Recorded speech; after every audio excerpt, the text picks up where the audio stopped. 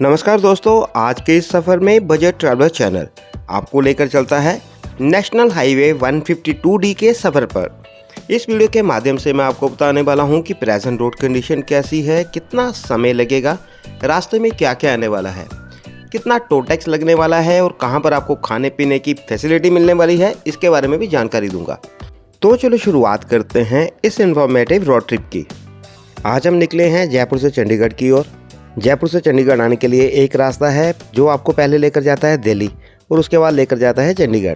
जो शॉर्टकट और कम travelling time वाला रास्ता है उसके लिए पहले आपको आना पड़ेगा नारनौल और उसके बाद 152D के सफ़र पर। इस समय हम पहुंचे हैं कोटपुतली शहर में। अब हमें इसी रोड के ऊपर रहते हुए अपनी गाड़ी को ड्राइव करना है लगभग 9 किलोमीटर तक। 9 किलोमीटर की दूरी को तय करने पर आप पहुँच जाएंगे खेकरी मुकर गाँव में। इस समय हम अपनी गाड़ी को ड्राइव कर रहे हैं नेशनल हाईवे 48 के ऊपर, जो कि जयपुर को कनेक्ट करता है दिल्ली के साथ। इस समय तक हमने कोटपुतली शहर से तय कर ली है 9 किलोमीटर की दूरी और हम पहुंच चुके हैं खेकरी मुकर गांव में। और इस जगह पर पहुंचकर हमें नेशनल हाईवे 48 को छोड़ देना है और अपनी गाड़ी को लेकर जाना है नेशनल हाईवे 148B के ऊपर, जो नारनौल पर पहुँच हमें कनेक्ट करेगा 152D के साथ। इस समय हम अपनी गाड़ी को ड्राइव कर रहे हैं नेशनल हाईवे 148B के ऊपर। नेशनल हाईवे 148B शुरू होता है खेकरी मुकर से और चरखी दादरी पर जाकर ख़त्म होता है। अब हमें इसी हाईवे के ऊपर अपनी गाड़ी को ड्राइव करना है लगभग 42 किलोमीटर तक, जिस दौरान हमारे रास्ते में आएगा नंगल चौधरी और उसके बाद आएगा नारनौल शहर। इस समय जहाँ पर घने काले बादल छाए हुए हैं, जिसके कारण जो विजिबिलिटी है बहुत ही कम है। इस रोड के ऊपर जो रोड कंडीशंस हैं बहुत ही बढ़िया है, जिसके कारण आप अपनी गाड़ी को इस रोड के ऊपर 90 किलोमीटर पर आवर की स्पीड लिमिट के अंदर ड्राइव कर सकते हैं। खेकरी मुकर गांव से लगभग 23 किलोमीटर की दूरी को तय करने के बाद इस समय हमारे रास्ते में आया है सिरोही टोल प्लाज़ा।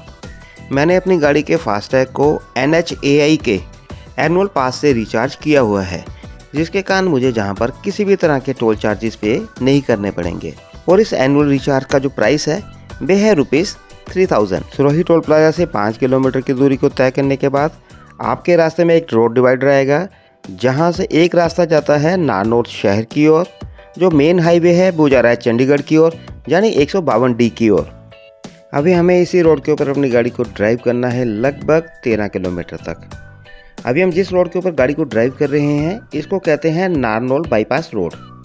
इस रोड के ऊपर रोड कंडीशन इतनी बढ़िया है कि हमें जहां पर ट्रेंशियर रेनफॉल में भी अपनी गाड़ी को ड्राइव करने में किसी भी तरह की परेशानी का सामना नहीं करना पड़ रहा। सिरोही टोल प्लाजा से 18 किलोमीटर और खेकरी मुकर गांव से लगभग 41 किलोमीटर की दूरी को तय करने के बाद आपके रास्ते में एक रोड डिवाइडर आएगा और जहां पर पहुंचकर आप अपनी गाड़ी की स्पीड को थोड़ा कम कर लें, क्योंकि अब हमें नारनौल बाईपास रोड को छोड़ देना है और आगे जाना है 152D के सफ़र पर। और जहां पहुंचकर हमें अपनी गाड़ी को लेफ्ट हैंड साइड की तरफ मोड़ लेना है। तो हमें इस सर्कुलर रोड के ऊपर अपनी गाड़ी को ड्राइव करना है लगभग 1 किलोमीटर तक। जब आप इस दूरी को तय कर लेंगे तब आप पहुंच जाएंगे नेशनल हाईवे 152D के ऊपर। इस समय हम पहुंच चुके हैं नेशनल हाईवे 152D के ऊपर। इस हाईवे को अम्बाला नारनौल हाईवे के नाम से भी जाना जाता है। इस हाईवे को एक और नाम से जाना जाता है ट्रांस हरियाणा एक्सप्रेस वे। खेकरी मुकर गांव से 48 किलोमीटर की दूरी को तय करने के बाद इस समय हमारे रास्ते में आया है जट गुवाना टोल प्लाज़ा। अगर आपने एनुअल पास ले रखा है तो आपको जहां पर किसी भी तरह का टोल चार्जेस पे करने की ज़रूरत नहीं है। और इस टोल प्लाज़ा से जो चंडीगढ़ शहर की दूरी रह गई है वो है 305 किलोमीटर। नेशनल हाईवे 152D की जो कुल लेंथ है वे है 227 किलोमीटर। जब आप एक बार अपनी गाड़ी को नेशनल हाईवे 152D के ऊपर ले आते हैं तो आपको पता ही नहीं चलेगा कब आपने इस 227 किलोमीटर की दूरी को तय कर लिया है। आप इस 227 किलोमीटर की दूरी को 2.5 घंटे से लेकर 3 घंटे के बीच में पूरा कर सकते हैं। और ये आपकी ड्राइविंग हैबिट पर भी डिपेंड करता है कि आप किस स्पीड पर अपने आप को कंफर्टेबल फील करते हैं। आपकी इन्फॉर्मेशन के लिए बताना चाहूँगा कि इस रोड के ऊपर यानी कि नेशनल हाईवे 152D के ऊपर गाड़ी चलाने की जो मैक्सिमम स्पीड लिमिट है वे है 90 kilometre per hour for cars. वैसे तो इस रोड के ऊपर 2 व्हीलर की एंट्री अलाउड नहीं है, पर मैंने जहां पर कुछ लोगों को 2 व्हीलर ड्राइव करते हुए देखा है। बेटर है कि आप इस रोड के ऊपर अपनी गाड़ी को थोड़ा ध्यानपूर्वक ड्राइव करें। इस रोड के ऊपर ड्राइव करते हुए आपको 5 से 6 जगह पर सर्विस एरिया मिलेंगे, जहां पर आपको restaurant, toilets, parking, petrol pump और इलेक्ट्रिक चार्जर की सुविधा भी मिलेगी। ये जो रेस्ट और सर्विस एरिया हैं आपको रोड साइड के दोनों साइड में देखने को मिलेंगे। रोड के ऊपर एंट्री और एग्जिट पॉइंट जो हैं फिक्स हैं, जिसके कारण जो इस रोड के ऊपर जो ट्रैफिक है बहुत ही कम रहती है। इस समय तक हमने NH 152D के ऊपर तय कर ली है 60 किलोमीटर की दूरी और हमारे रास्ते में है चरखी, दादरी और जज्जर एग्जिट पॉइंट।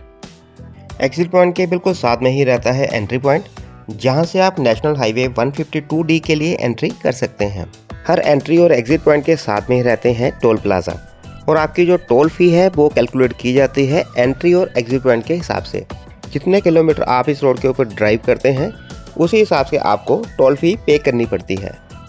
जहाँ पर रोड कंडीशन बढ़िया है तो हमारी गाड़ी की स्पीड भी एकदम से बढ़ गई है और इस जगह से जो अम्बाला शहर की दूरी रह गई है वह है 185 किलोमीटर।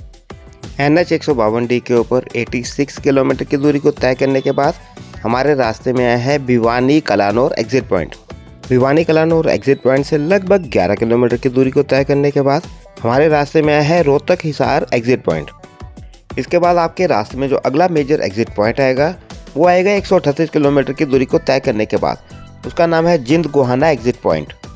NH 152D के ऊपर 195 किलोमीटर की दूरी को तय करने के बाद आपके रास्ते में आएगा कैथल करनाल एग्जिट पॉइंट, जो कि रास्ते का एक मेजर एग्जिट पॉइंट है। एग्जिट और एंट्री पॉइंट से थोड़ी थोड़ी दूरी पर है रेस्ट एरिया, जहां पर आपको खाने पीने की फैसिलिटी मिलेगी। दिन और रात के समय में इस रोड के ऊपर आपको सिमिलर ही ट्रैफिक मिलता है, यानी कि बहुत ही कम ट्रैफिक देखने को मिलता है, जिसके कारण इस रोड के ऊपर गाड़ी को ड्राइव करना बहुत ही आसान रहता है। रास्ता इतना सीधा और सरल है कि आप इस 227 किलोमीटर की दूरी को 3 घंटे में आसानी से पूरा कर लेंगे। हमने इस सफ़र को 152D के ऊपर से शुरू किया था शाम के 6:30 बजे और इस समय बजे हैं रात के 9:30 और इस दूरी को तय करने में हमें लगभग 3 घंटे का समय लगा है और इस समय तक हमने 152D के ऊपर तय कर ली है लगभग 212 किलोमीटर की दूरी और हम पहुंच चुके हैं पवनावा टोल प्लाजा पर। इस रोड के ऊपर ड्राइव करते हुए हमने किसी तरह की ब्रेक नहीं ली, तो जो हमारा ड्राइविंग टाइम रहा वो रहा 3 घंटे। पवनावा टोल प्लाजा को क्रॉस करने के बाद अब हमें इसी रोड के ऊपर रहकर तय करनी है लगभग 16 किलोमीटर की दूरी। जब आप इस 16 किलोमीटर की दूरी को तय कर लेंगे तब आप पहुंच जाएंगे गंगेरी गांव में, जहां पर पहुंचकर नेशनल हाईवे 152D समाप्त हो जाएगा। इसके बाद आप पहुंच जाएंगे कैथल अम्बाला हाईवे के ऊपर, जिसको NH 152 के नाम से जाना जाता है। अब आपको इसी रोड के ऊपर अपनी गाड़ी को ड्राइव करना है लगभग 40 किलोमीटर तक। इस 40 किलोमीटर के सफ़र के दौरान आपको रोड कंडीशन जहां पर ज़्यादा अच्छी नहीं मिलने वाली। इस 40 किलोमीटर के सफ़र को तय करने में आपको लगभग 1 घंटे का समय लग जाएगा। प्रेजेंटली NH 152 का काम प्रोग्रेस में है, जिसके कारण आपको जहां पर ड्राइव करते हुए स्लो ट्रैफिक और ट्रैफिक जाम देखने को मिल सकते हैं। पवनावा टोल प्लाजा से 34 किलोमीटर की दूरी को तय करने के बाद इस समय हमारे रास्ते में है सैनी माजरा टोल प्लाजा। जयपुर से चंडीगढ़ और चंडीगढ़ से जयपुर वापस जाने में आपके लगभग 1700 रुपये के टोल टैक्स लगेंगे। अगर आप एक बार 3000 रुपीज़ का एनुअल पास को रिचार्ज कर लेते हैं तो आपको पूरा 1 साल टोल चार्जेस देने की ज़रूरत नहीं पड़ेगी। अब हमें इसी रोड के ऊपर अपनी गाड़ी को ड्राइव करना है लगभग 16 किलोमीटर तक। इस 16 किलोमीटर की दूरी को तय करने में आपको 20 से 25 मिनट का समय लग जाएगा। तो ये था हमारा NH 152D का रोड ट्रिप का ब्लॉग। अगर आपको हमारा ये ब्लॉग पसंद आया है तो प्लीज़ वीडियो को लाइक और चैनल को सब्सक्राइब करना ना भूलें, ताकि हम ऐसे और इन्फॉर्मेटिव वीडियो बनाकर आप लोगों के साथ जुड़ सके। Thanks for watching, thanks for your time.